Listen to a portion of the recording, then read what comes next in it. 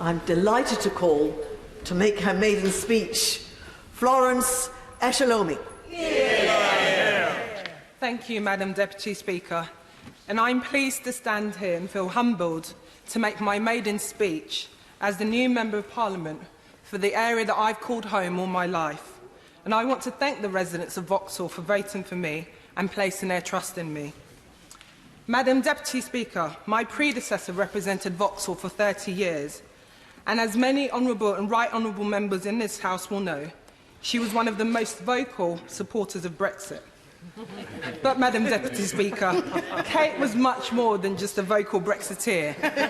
She was a diligent, hard-working constituency MP who fought very hard for her constituents, and I hope to build on her work locally and pledge to represent the residents of Vauxhall to the best of my ability. My constituency is home to a diverse community. Across our schools in Vauxhall, including my old primary school of St Helens in Brixton, there are over 50 languages spoken by children of migrants from all parts of the world who've made this area their home. We have a vibrant Portuguese, Jamaican, Ghanaian, Ecuadorian, Italian communities who run a number of small businesses and restaurants in this area.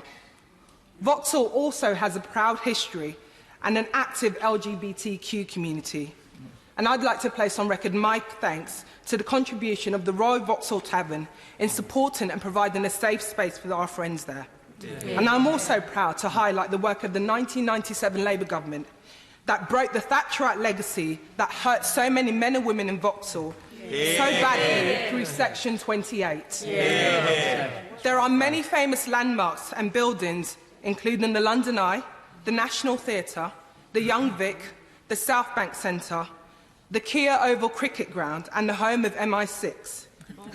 And I'm pleased to be making my maiden speech today in this section on the Queen's speech, because like so many honourable members in this House, health and social care is something that's very close to my heart. My late mother suffered from a disease called sickle cell anemia, and in later life she developed renal failure, and she had to attend dialysis 3 times a week. The average life expectancy for sickle patients is between 42 and 47 years old, and many experience complications with childbirth. See, my mother was a fighter, and she installed that in my sisters and I, the values of standing up for what you believe in. My mother also taught me how to make jollof rice. And for any of you who haven't tasted that, I want to put on record now that Nigerian jollof rice is the best. Yes, I agree. As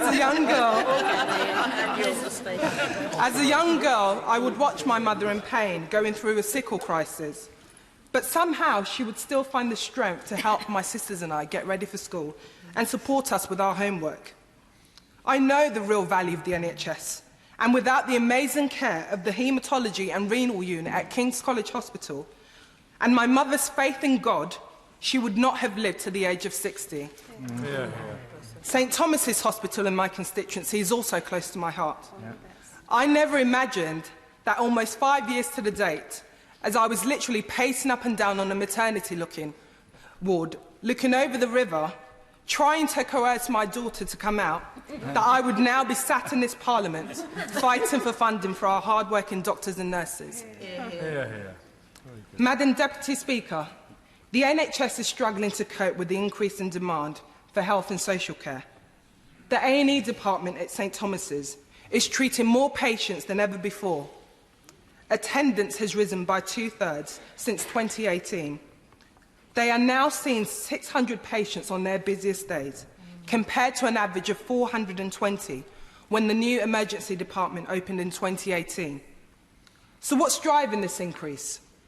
A significant number of patients are presenting with mental health and serious problems, a high number of homeless people with complex needs, and the number of children attending the Evening Grace A&E hospital continues to rise. In November and December, they had a record number of attendants, with 130 children seen in one single day, more than double that they'd seen in 4 years. With an ageing population and more complex needs, adding so much cost pressures to the budgets, I hope that this government will make sure that increasing funding to the NHS is a top priority. which is why I will be voting to support Labour's amendment later this afternoon. Madam Deputy Speaker, I got involved in politics to give a voice to people who feel that politics isn't for them, or that politics doesn't matter. I've spent a large part of my career working with young people, including the young people that the society are quick to demonise and stereotype. Last week, Tuesday, I was one of the first people on scene following a stabbing incident which took place just over the border of my constituency. As I made that frantic phone call to the emergency services, I and 2 other members of the public trying to stem the flow of blood from the young boy who'd been stabbed. I later found out that young boy was 15 years old. I was scared. I was sad, because some members of the public walked past. We cannot allow ourselves to become desensitised to the issue of knife crime. Young people in my constituency are being groomed for violence, and there's been an increase in fatal stabbings over the recent years. I firmly believe that to tackle this issue, we need to understand the root causes of the problems.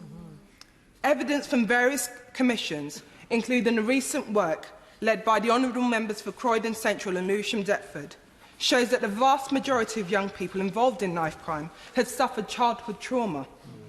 Mental health services for our young people has not been adequately funded. And I hope that the government will again make a commitment to reverse the cuts and support our young people at risk. In this Parliament, I will continue to stand up for that investment in youth services and creating positive opportunities for our young people so that they don't see that selling drugs is a way to make money.